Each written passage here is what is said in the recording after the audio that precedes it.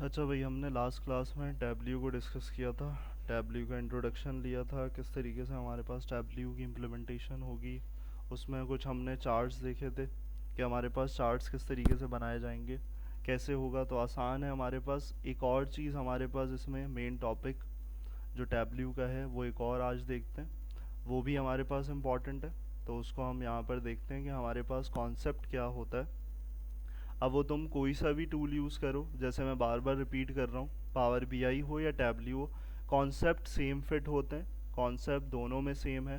तो वो कॉन्सेप्ट क्या है? वो कॉन्सेप्ट एक इम्पॉर्टेंट कॉन्सेप्ट है जो अगर तुम एज अ टैबल्यू, अगर तुम विजुअलाइजेशन एनालिटिक्स करने जाते हो तो उसमें एक इम्पॉर्टेंट चीज़ होती है कि तुम अपने टेबल्स को हैंडल कैसे करते हो। मिसाल के तौर पर ये जो इस टेबल पे हम काम कर रहे थे, तो उस टेबल में हम यहाँ पर देखते हैं एक टॉपिक तुम्हें नज़र आ रहा है ऊपर, कोई मुश्किल नहीं है, बहुत आसान सा है, डेटा मॉडलिंग इन टैबल्यू। डेटा को मॉडलिंग कैसे दी जाए, मॉडल किस तरीके से किया जाए। तो डेटा मॉडलिंग दो टाइप की होती है, एक होता है स्टार स्कीमा और एक होता है स्नोफ्लेक स्कीमा।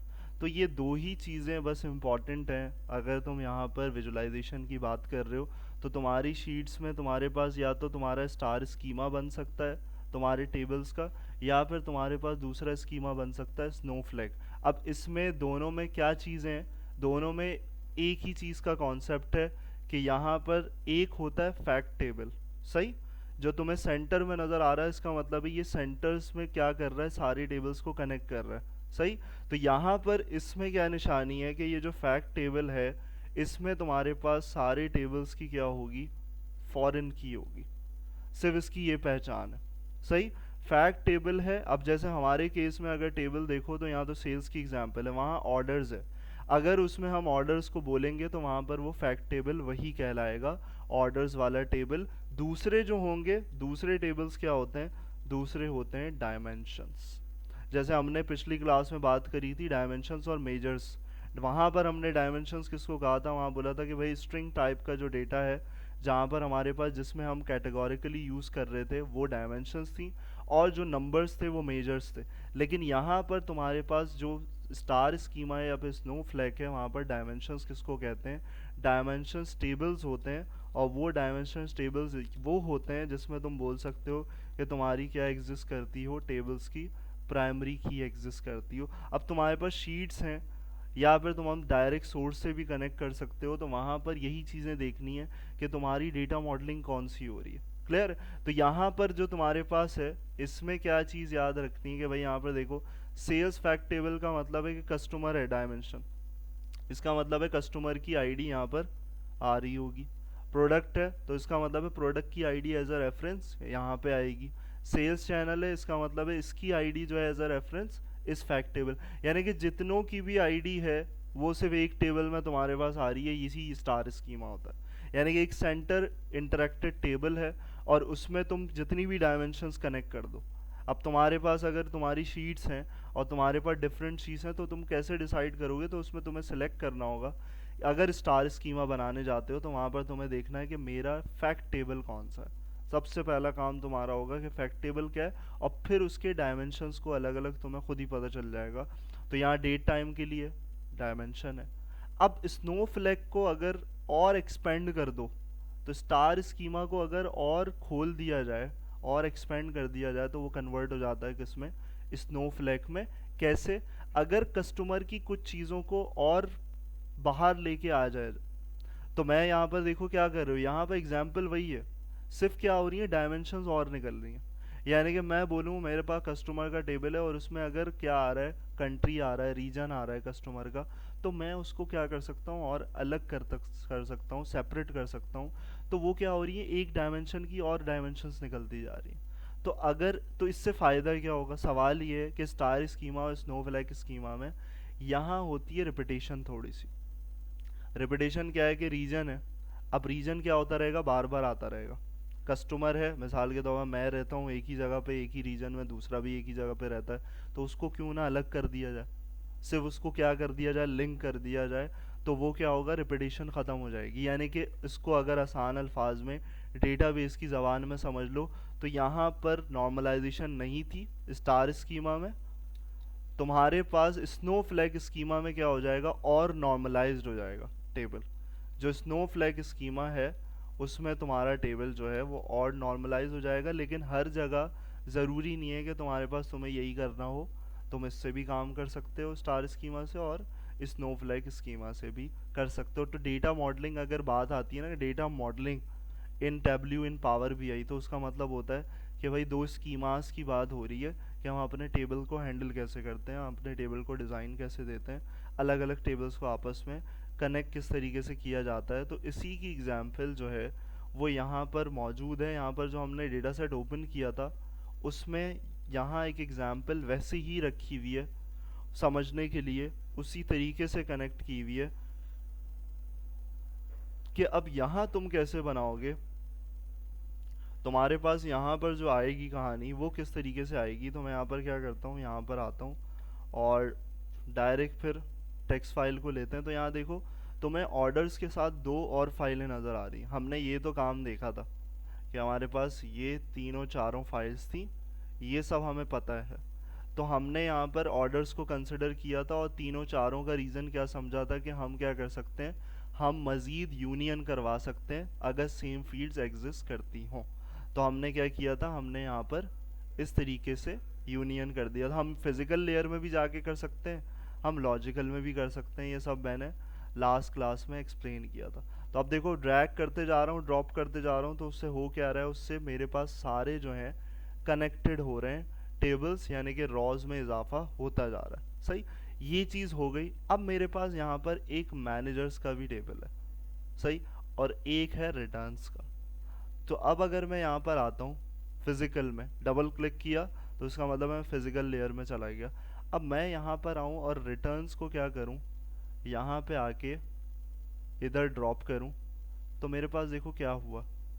जैसे ही मैंने रिटर्न्स का टेबल उठाया, इसका मतलब है कि फैक्ट टेबल में रिटर्न्स की कुछ ना कुछ इंफॉर्मेशन एग्जिस्ट करती थी, जिसकी वजह से उसको पता चला कि भाई ये इसको कनेक्ट करना है। क्लियर। तो अगर इसकी ओरिजिनल शीट में जाते हैं, ओरिजिनल शीट में देखते हैं, हमारे पास हमें उससे आइडिया हो जाएगा कि हमारी क्या चीज़ है जो कनेक्ट कर रही है। तो मैं अगर यहाँ पर आऊँ और यहाँ पर रिटर्न्स में इस शीट को डायरेक्ट ओपन करूँ, तो देखो क्या हो रहा है। यहाँ तुम्हारे पास ऑर्डर आईडी यानी कि तुम्हारे पास लिंक कर रही है, और इससे तुम्हारे पास क्या हो रहा है, इससे तुम्हारे पास कनेक्टिविटी उसकी बन रही है। तो यहाँ पर रेफरेंस क्या है, ऑर्डर आईडी का रेफरेंस आ रहा है। तो यहाँ तुम्हारे पास, और रिटर्न में क्या है कि भाई रिटर्न कौन कौन से हुए हैं ऑर्डर्स, यानी कि यस और नो होगा। अगर रिटर्न हुए हैं तो यहाँ पर यस है, और अगर नहीं हुआ होगा तो खाली होगा, ब्लैंक होगा, नो। तो यहाँ सिर्फ इंफॉर्मेशन है यस की कि भाई ये ऑर्डर आईडीज़ जो हैं ये ऑर्डर रिटर्न हो गए थे। तो उसने यहाँ पर क्या किया, यहाँ पर कनेक्टिविटी कर दी। और ये देख के तुम्हें कुछ याद आया कि भाई डेटाबेस के अंदर जॉइंस होते हैं। तो वो जॉइंस तुम्हारे पास अभी क्या लगा हुआ है, मैंने हाईलाइट किया तो ये इनर जॉइन लगा हुआ है, यानी कि इसने मिलाया है और इनर जॉइन कर दिया है। तो यहाँ पर हमारे पास इसके अंदर जो है ये जॉइन के साथ तुम्हारे पास इम्प्लीमेंट हो रहा है। तो देखो यहाँ पर साइड में दो कॉलम्स का और इजाफा हो गया, यानी कि एक टेबल था उसने कनेक्ट कर दिया, जो हम क्वेरी लगाते थे, जो हम काम करते थे, वो डायरेक्टली क्या कर दिया इसने, कनेक्ट कर दिया। और यहाँ पर तुम्हारे पास स्क्रॉल करते जाओगे तो तुम्हारे पास यहाँ पर इस तरीके से अब यहाँ कोई ब्लैंक नज़र नहीं आएगा। यहाँ वो वाले ऑर्डर्स छोड़ दिए हैं उसने, क्योंकि यहाँ पर कितनी आ रही है तुम्हारे पास, रॉस चेंज हो गई, 800 हो गई। इसका मतलब है सिर्फ रिटर्न जो हुए हैं वो 800 ऑर्डर थे, बाकी जितने 9000 तुम्हें नज़र आ रहे थे वो 800 माइनस कर दो तो उतने तुम्हारे ऑर्डर्स प्लेस हुए हुए हैं, यानी कि वो रिटर्न नहीं हुए। इनर ज्वाइन है, इसका मतलब है क्या है कि भाई वो मैच करके दे रहा है, वो सिर्फ देख रहा है कि कौन सा रिटर्न हुआ है, मैच करवा के इस तरीके से तुम्हारे पास कर। हाँ, मुझे क्या करना है, मुझे लेफ़्ट टेबल की सारी इंफॉर्मेशन चाहिए, सारे रिकॉर्ड्स चाहिए। तो मैं फिर क्या करूँगा, इनर ज्वाइन की जगह लेफ़्ट ज्वाइन प्लेस करूँगा, ताकि मेरे पास फिर रिकॉर्ड्स उस तरीके से आए। तो देखो क्या हुआ, अब आ गए पूरे एक्चुअल। इसका मतलब है अब लेफ़्ट के टेबल की सारी इंफॉर्मेशन चाहिए तो 800 नहीं आएंगे, मेरे पास आएंगे 9994 जो पहले थे। रिटर्न का टेबल कनेक्ट है, रिटर्न का टेबल अभी भी कनेक्ट है, सिर्फ स्टेट चेंज हो गई है। तो देखो क्या हुआ, यहाँ नल नल आ गया। इसका मतलब क्या है भाई, ये वाले ऑर्डर्स मुझे पता चल रहा है कि ये रिटर्न नहीं हुए। क्लियर है? तो यही चीज़ तुम्हारे पास क्या है, अब ये स्टार स्कीमा ही कहलाएगा। यानी कि अगर तुम बोलोगे कि तुमसे किसी ने पूछा भाई ये क्या स्कीमा बना हुआ है, तो तुम बोलोगे भाई स्टार स्कीमा बना हुआ है ये मेरा। अब डायमेंशन एक हो सकती है, दो भी हो सकती हैं, ज़रूरी नहीं है उसमें कि तीन हो दो हो, एक कनेक्ट किया है। तो ये तुम्हारे पास वही स्लाइड वाली एग्जांपल है कि तुम्हारे पास यहाँ पर स्कीमा जनरेट होना शुरू हो गया। क्लियर? और जॉइंस की अंडरस्टैंडिंग वैसे ही है तुम लोगों को पहले। तो यहाँ पर तुम्हारे पास सारे मोस्टली ऐसे नज़र आएंगे, बीच में देखो कुछ नज़र आएंगे ये यस वाले, जो पहले सिर्फ टोटली वही दिखा रहा था। क्लियर है? तो इसी तरीके से हमारे पास ये सारी चीज़ें कनेक्ट हो सकती हैं। राइट में हमें पता है राइट वाले टेबल की आती है इंफॉर्मेशन, और राइट वाले की जब आएगी तो राइट वाले सारे 800 ही आएंगे। रिटर्न वाले टेबल को देखेगा वो, सीधे हाथ वाले को। फुल आउटर में लेफ्ट और राइट दोनों को दिखाता है, दोनों के सारे दिखाता है, तो उसमें फिर वही स्टेट आ जाएगी। यानी कि वो रिटर्न वाले में भी पूरे दिखाएगा और इस साइड पे भी पूरे दिखाएगा। क्लियर है? तो ये चीज़ हमारे पास इस तरीके से यहाँ चल रही होती है। इसको फिलहाल क्या करें, हम लेफ़्ट कर दें। लेफ़्ट हमारे पास केस सही है इस लिहाज से, क्यों? क्योंकि हमें ऑर्डर सारे चाहिए। क्लियर? और यहाँ पर हमारे पास रिटर्न्स। और अगर हम यहाँ पर एक और टेबल को देखें तो यहाँ पर क्या है, यहाँ पर मैनेजर्स का टेबल है। मैनेजर्स में कुछ नहीं है, पर्सन है और रीजन है। यानी कि इसका मतलब है ऑर्डर के अंदर रीजन होगा, ऑर्डर के अंदर रीजन है और उससे क्या कर रहा है, कनेक्ट कर रहा है। अब हमें यहाँ पर ये लॉजिकली नहीं सोचना यार आईडी नहीं है कनेक्ट नहीं करूँ मैं। यहाँ पर हमें सोचना है इसके लिहाज से, जो हमारा ये टेबल है, ऑर्डर का जो टेबल है इसमें क्या क्या चीज़ें। तो यहाँ मुझे देखो नज़र आ रहा है क्या, रीजन नज़र आ रहा है। इसके अंदर एग्जिस्ट होना चाहिए वो कॉलम, जिससे वो क्या कर सके, मैच कर सके। क्योंकि तुम्हें जो डेटा मिलेंगे उसमें तुम्हें कहीं नहीं मिलेगा कि रीज़न के भाई मैं आईडी, हर जगह आईडी निकल के आए। तो मैं यहाँ पर इस लॉजिकली ऐसे चलूँगा, कभी फैक्ट टेबल में रीजन मौजूद है तो मैं रीजन से यहाँ पर कनेक्ट करवा सकता हूँ। क्लियर है? तो इस तरीके से तुम्हारे पास तुम मैनेजर्स के टेबल को भी यहाँ पर अगर कनेक्टिविटी दोगे तो यहाँ इस तरीके से ड्रॉप करोगे तो ये तुम्हारे पास देखो मैनेजर्स का भी कनेक्ट कर देगा। यानी कि हमें इससे नहीं करना, हमें डायरेक्ट ऑर्डर से करना है। तो क्या हुआ, दो डायमेंशंस आ गई, दो डायमेंशंस आ गई। और यहाँ पर तुम्हारे पास इसी तरीके से कॉलम्स और बढ़ गए। पर्सन आ गए कि कौन सा पर्सन था, तो मैनेजर्स हैं, मतलब कौन कौन से पर्सन डील कर रहे हैं, किस किस रीजन से डील कर रहे हैं। तो वो यहाँ पर देखो तुम्हारे पास आ गई ईस्ट वेस्ट, यानी कि उसने मैच करके किया तुम्हारे ऑर्डर से। तो यहाँ पर हमारे पास इस तरीके से पूरा देखो ईस्ट से ईस्ट मैच कर दिया है, वेस्ट से वेस्ट मैच कर दिया है। तो कॉलम्स इस तरीके से तुम्हारे चलते हुए आ रहे हैं। तो अब अगर तुम इस केस को लेकर चलोगे तो हमारे पास यहाँ पर ये पूरा तुम्हारा बन चुका है, फिजिकल लेयर में तुम्हारे पास पूरा आ चुका है।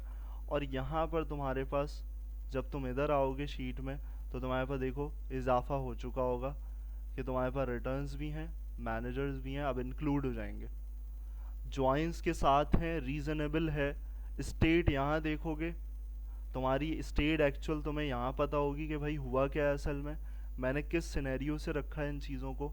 तो मेरे पास यहाँ पर टोटल इस तरीके से आ रहा है, और मैं इसको भी अगर करूँ तो ये तुम्हारे पास लेफ़्ट जॉइन जो है वो बेस्ट केस बनेगा। यहाँ पर तुम्हारे पास इस तरीके से एक्चुअल हो, क्योंकि मुझे लेफ़्ट वाले की सारी इन्फॉर्मेशन एग्जिस्ट करनी चाहिए। हाँ, वहाँ से जो मैच कर रहा है वो ला के करता रहे हमारे पास, लेकिन हमारे पास पूरा केस सिनेरियो होना चाहिए।